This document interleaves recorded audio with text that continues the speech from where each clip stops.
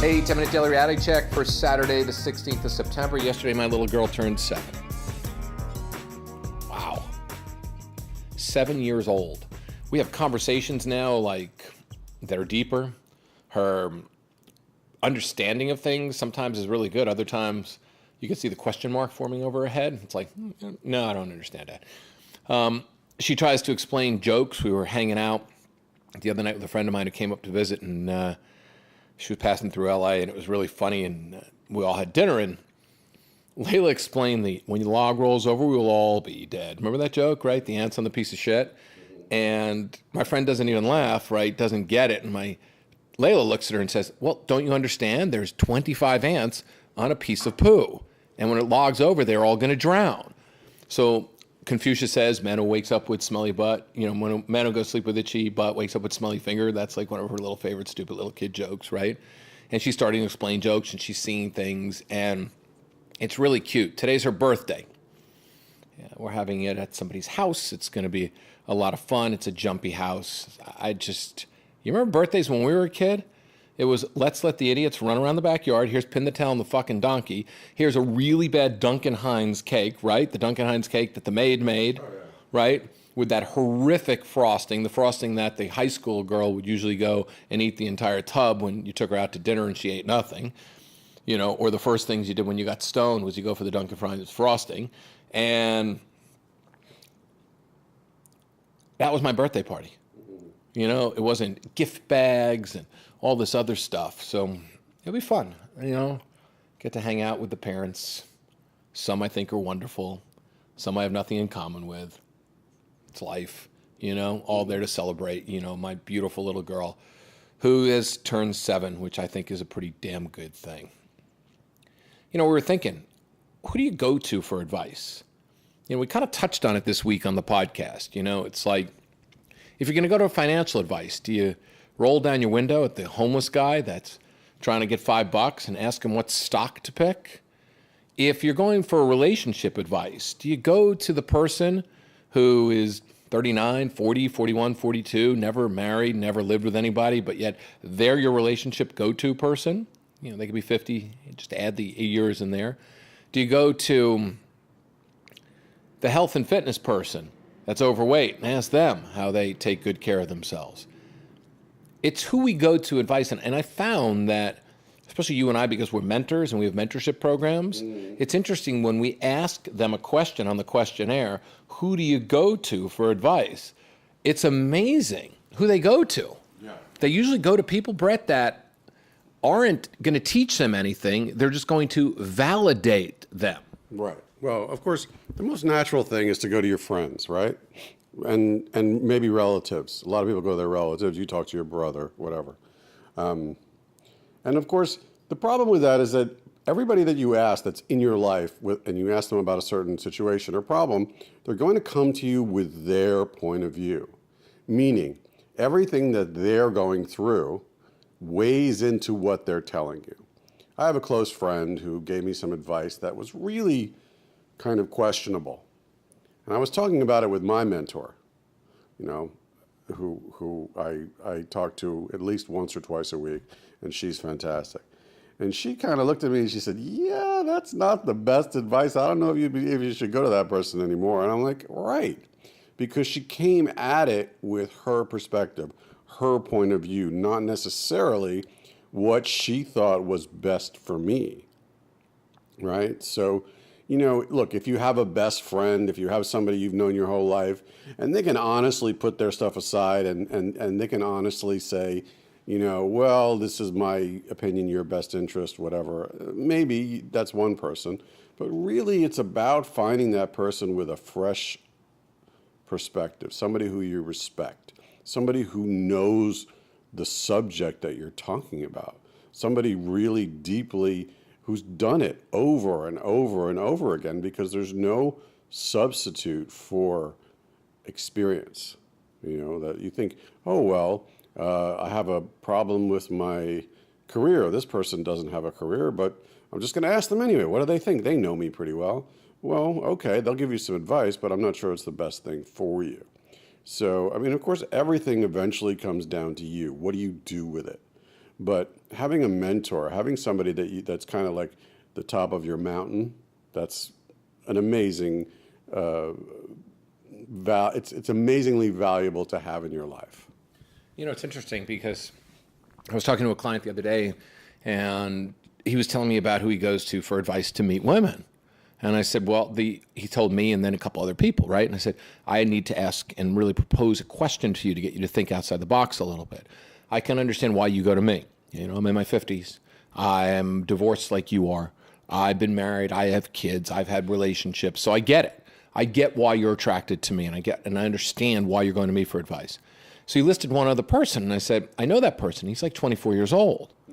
I said, what does he know about your situation? You're 45. Well, he's got some good advice on how to meet girls. I said, exactly. You're 45 years old. Do you want to meet a girl and have a lollipop with her? One of those little striped ones you get at the fair? You know, do you want to go have cotton candy and a snow cone with her and kind of hang out and do skip de loo? Or do you want to meet a woman? You want to meet somebody who understands your place in life, where you are right now. He says, well, you know, he's really good. Like, he gave me a couple of opener. No. I said, you're not. You're 45 years old.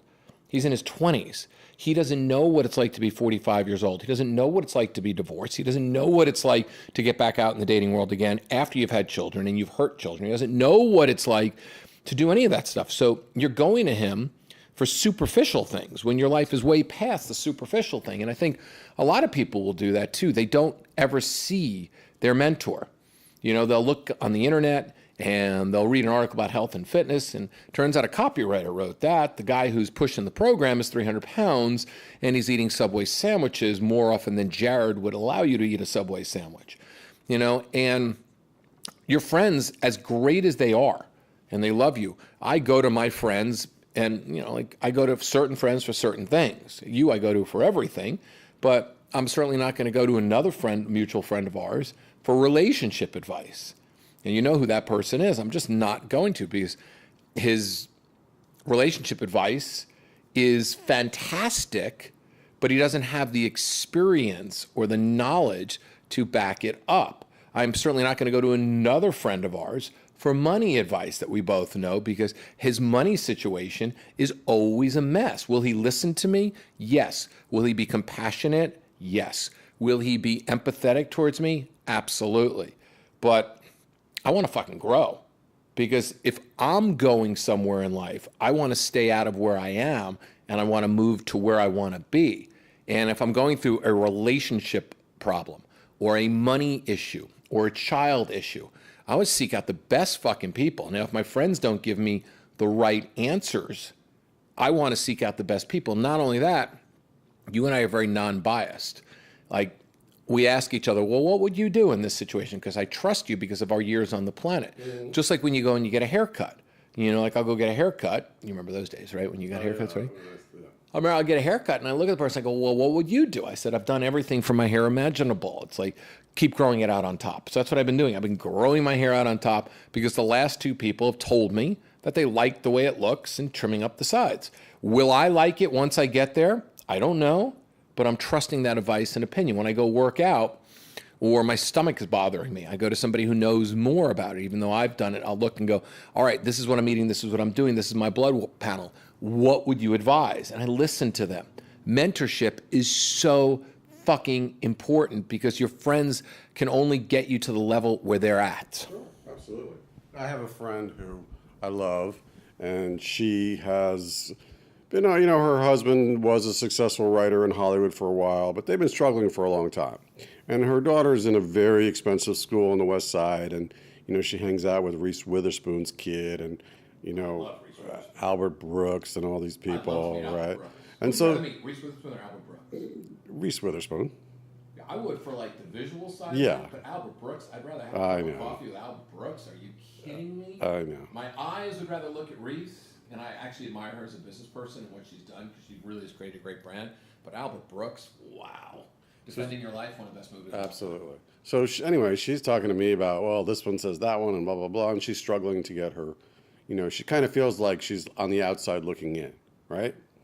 And so I start telling her about this program that you and I are developing and blah, blah, blah. And I'm talking about, not feeling like you're good enough, or like you haven't really found you can see the life that you want, but you're just not getting there, and it doesn't feel like you're ever going to get there, right? And so she says, well, I want to be your guinea pig. So, okay, so as you know, I started walking her through the program, right? Little by little, step by step. So in the third week, she calls me, she says, I just sold my first screenplay, right? I called you before my husband, right? So, not because, we're geniuses, but because we offer a fresh perspective, and we non-biased perspective, and she took what we're telling her and made use of it, and she actively took the steps to do it. And she said the last 3 weeks have totally changed her life because she stopped going to the incredibly successful Hollywood people that she was around every day for advice, right? Because they've already got it. They've got the big house and the beach house and the cars and the millions of dollars and the Oscars on the shelf and whatever. You know what I mean? They didn't have a fresh perspective. They didn't have this sort of zero-sum game where, I'm not looking for anything to gain except to help her, right? So that's what a mentor, that's what somebody who you go to for advice, their only objective is to help you succeed at what you want to succeed at, whether it's dating or finances or whatever it is.